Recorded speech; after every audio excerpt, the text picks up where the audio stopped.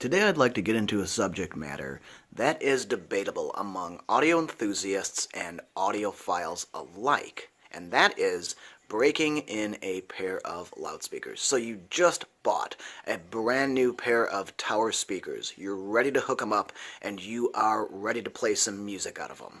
So it's generally recommended that you perform a process known as breaking the speakers in over time.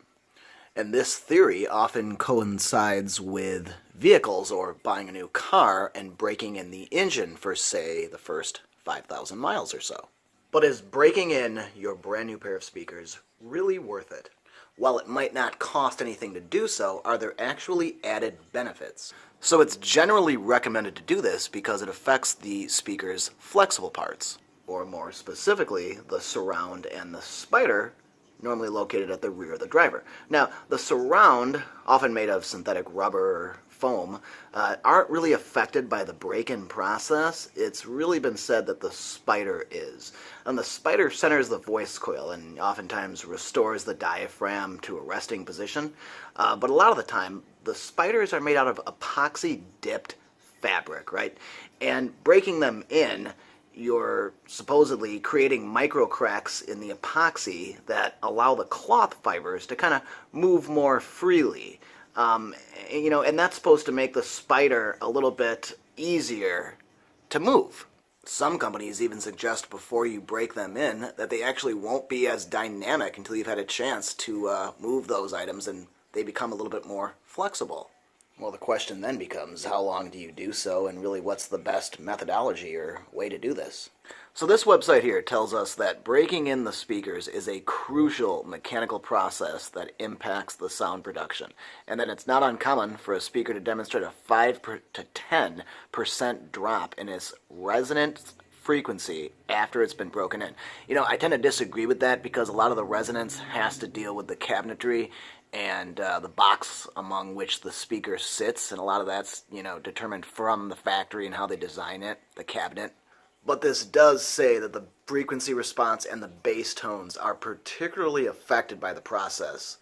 Speakers are considered to be mechanically mature when their loudspeakers are broken in and stabilized. To achieve it, the breaking in process makes loudspeakers work in a way that renders their spiders as flexible as possible, such that speaker characteristics will ultimately match the technical specifications described during product development.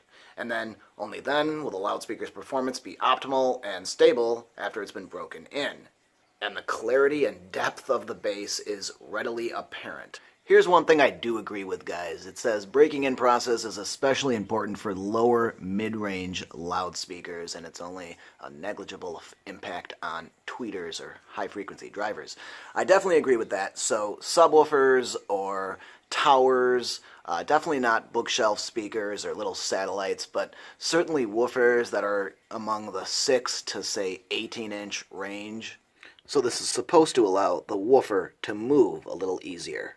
So in my opinion, this can never really scientifically be proven, and it's not exactly definitive as to how long this process should be, but we definitely know that the larger the woofer, the more it warrants a break-in period, in my opinion.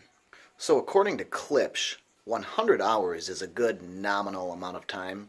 But in my honest opinion, guys, really after watching a good Blu-ray or an action movie or even listening to a couple of songs, your brand new speakers are adequately broken in already. Some people even say that the power requirements of the speaker has something to do with this and the amount of time it requires to break it in properly.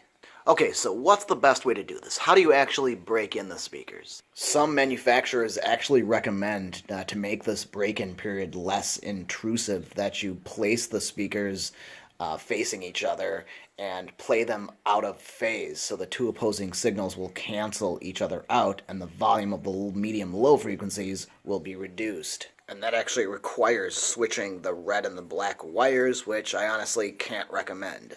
But here's definitely some things I do agree with, guys. I think you're definitely going to be safe if you just place the speaker in its permanent resting spot.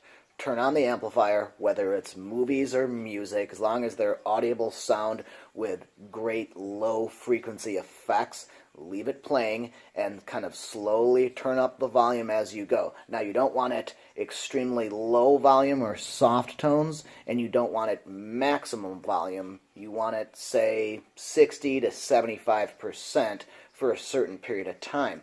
But 50 to 100 hours, is that really necessary? Nah, no way, guys.